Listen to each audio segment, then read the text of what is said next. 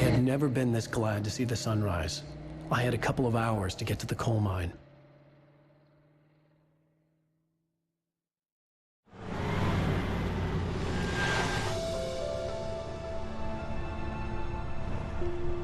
The coal mine wasn't far now.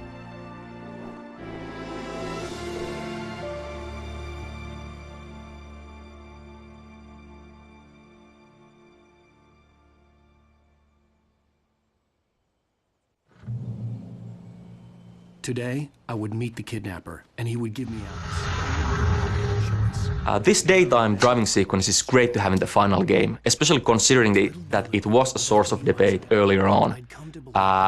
It's fairly hard to actually see this kind of sequences, are they actually working or not, before we have the final environment, the mood, the sounds, and so forth. Of course, now it is great to have in the final game. It provides a very nice change of pace in the middle of episode 3, and it provides a great showcase for our technology, our views, and also it's great to see the environment that you usually see in the night, covered in shadows and in fog, in its full glory.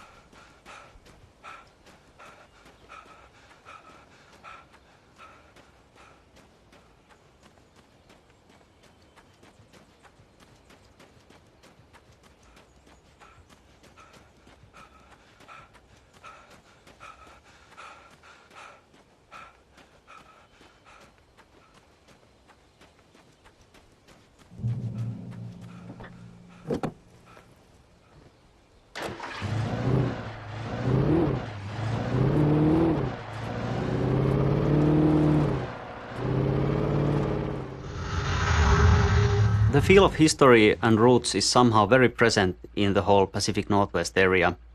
It's one of those things that lends the unique feel to this region. This was once a very inaccessible and thus isolated region, but in the turn of the 19th and 20th century, as railroads started getting built, it was suddenly connected to the rest of the country. This greatly benefited industries like mining, for example, because now ore could easily be transported across vast distances. Towards 1960s and 1970s, mining steadily declined, but this area is still filled with all sorts of landmarks and reminders of that once blooming industry. To me, these kinds of things really matter because they are the reason behind why things are and look the way they are. So, long story short, decaying structures like old train carts and mining structures and tipple buildings are really a part of the history of this area. And that's all the reason we needed to include one of those beautiful tipple buildings as a location in the game. As many of its real-world counterparts, it serves now as a museum.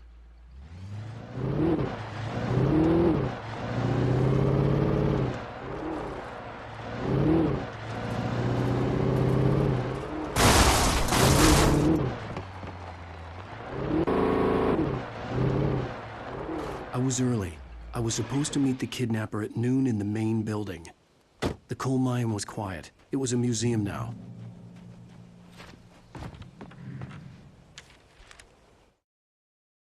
With Nightingale gone and the night wind blowing in through the broken studio window, Maine stared at Sarah. The sheriff looked away.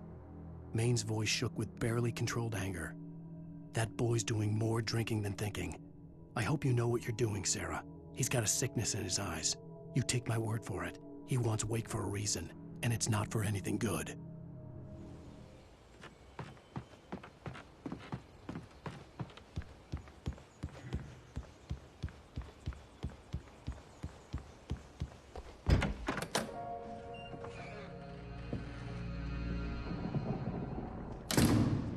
I didn't want to go outside. Cops had to be looking for me. The noon sun turned the place into a sauna. The day dragged on. Different scenarios ran through my mind. Ways of how I'd torture the kidnapper to get Alice back. Or the different horrible things he could have done to her. I imagined her dead. I had no way of knowing she was still alive. It was killing me. I was running on blind hope. It was all a waste of time. The bastard never showed up.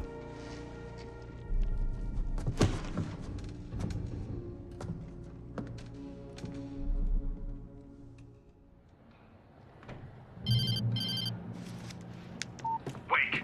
Where the hell are you? Change of plans. You know where Mirror Peak is? It's a big mountain north of where you are. You follow the path from the mine, you can't miss it. There's a lookout point there. I'll be waiting. I'm through being jerked around by You you. want to see your wife alive? Because if you do, you better watch what you say to me. Do we understand each other? I want to talk to Alice. Yeah, and I want the manuscript. Don't keep me waiting, Wake. Hello? Hello! Ah! I'm gonna kill him! I had to get to Mirror Peak.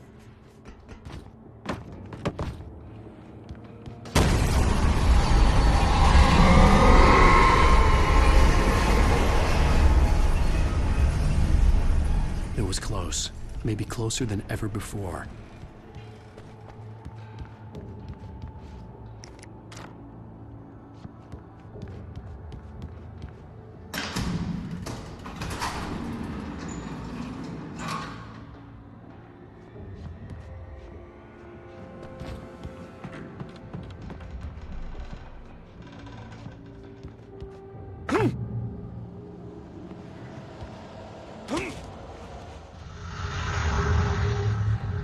Okay, now this whole kidnapping thing is a red herring, of course.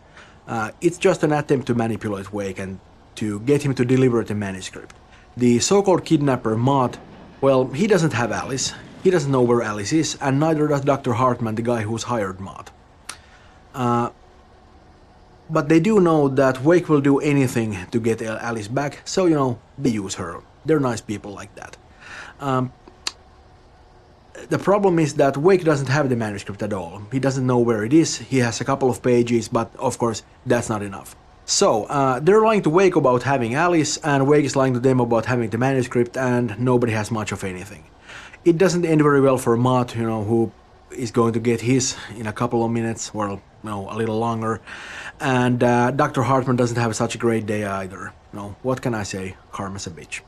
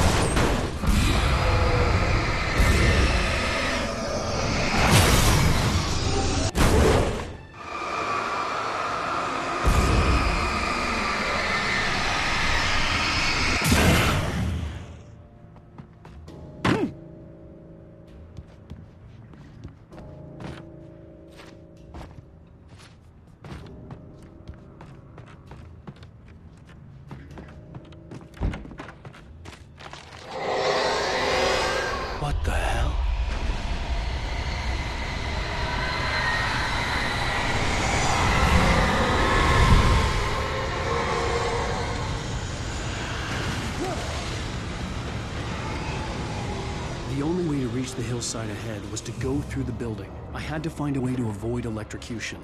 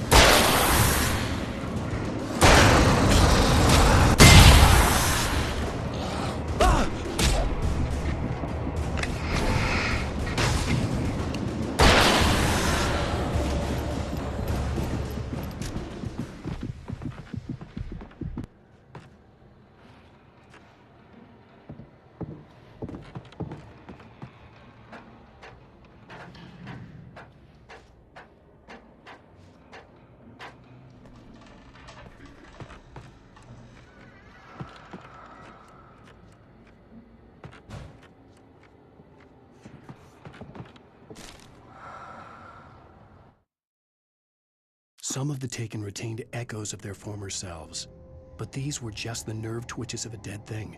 Nothing remained but a shell covered and filled with darkness.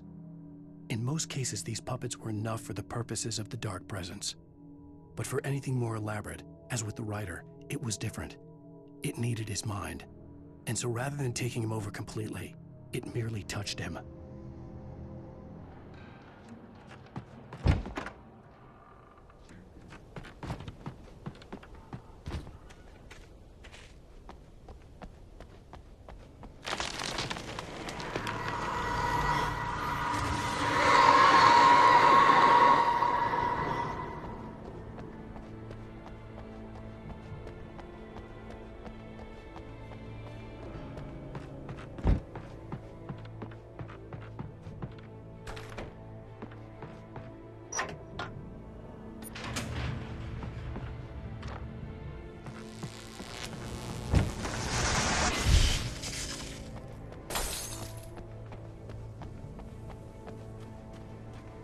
There was no way the flashbang grenades were standard power company equipment.